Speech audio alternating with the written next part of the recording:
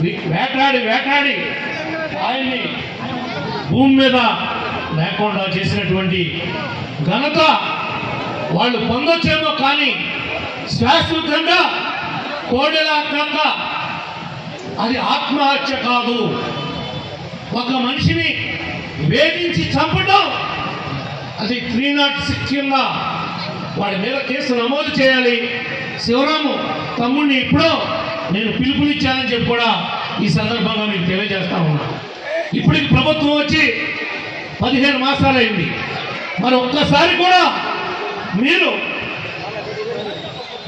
Complaint ఇచ్చి వాడి యొక్క సంగతిని తేల్చట్లేదని చెప్పి నాకు చాలా బాధగా ఉందని చెప్పి కూడా మీకు ఈ సందర్భంగా తెలియజేస్తాం. 306 సెక్షన్ కింద ఆత్మహత్యను ప్రేరేపించిన దాని కింద మరి వాళ్ళ మీద చట్టపరమైనటువంటి చర్య తీసుకునేటువంటి అవకాశం ఉందని చెప్పి కూడా మీకు ఈ సందర్భంగా నేను తెలియజేస్తున్నా.